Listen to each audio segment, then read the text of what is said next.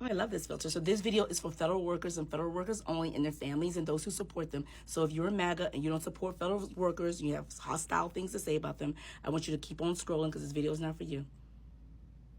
Now, if you choose to stay, you can, but if you leave a nasty comment, it's going to go into my filter. It's going to get blocked, so it's be a waste of your time. So don't even waste your time.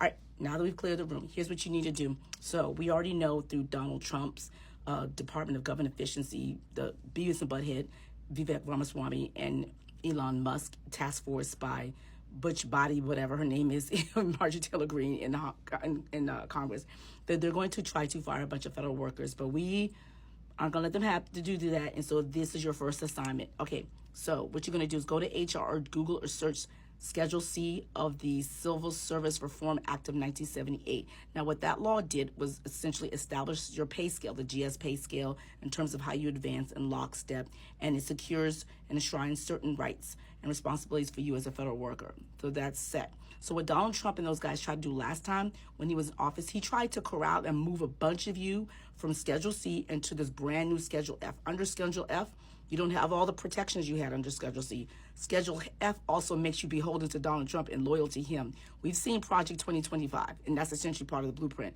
For all Donald Trump tried to say, no, I'm not Project 2025, that's straight out of their blueprint, is that, to make people beholden to the government. That is not the form of government. We have a democracy here. The Civil Service Reform Act was created in 1978, and it's lockstep. So when he tried to do it last time, of course, he did it in violation. Whenever you do something so disruptive to the federal government, there's a process and procedure, which means you put it out on public comment, you get comment, and based on the responses, you have to then act in accordance to the public interest and act according to the law and data that was given to you from the agency because you work for the government. I mean, you work for the people. We don't work for Donald Trump. We don't work for one person. We don't work for one ideology or one side. When you get in place, it's for everybody. You can't say there's no loyalty. Donald Trump wants to make America North Korea, Russia, China, or Cuba. We don't have those form of governments here. And Project 2025 is trying to help. And there's people in Congress who try to help change our way of government. We're not letting them do that. So when Donald Trump attempted to do the last time, as we said before, the way we're going to fight him is through the judicial system. We're going to use federal judges that Obama, Clinton, Biden, even George Bush put in place that aren't beholden to his nonsense. So it got challenged, and the challenge persisted until he got out of office, because once it's challenged, what's going to happen is, especially something that's disruptive, is that the judges are going to, the side that's challenging it is going to ask for a stay of execution, meaning don't let it go into effect until we work out the legality, and that's going to just keep it as is.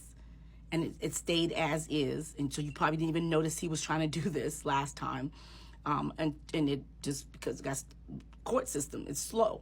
He got out of office. We dodged the bullet. Now he's back. So we know he's going to try to do it again. But this time in 2021, Joe Biden was like, all right, the minute he came into office, he issued an executive order to put in place, to enshrine it, to make it solid. So he issued, the Office of Personnel Management issued a notice in public. They got 4,000 comments from federal workers, from people impacted. And based on those comments, they said, okay, we solidified a rule, reaffirmed your Schedule C. In order to move you to any other schedule, they have to follow the exact same processes.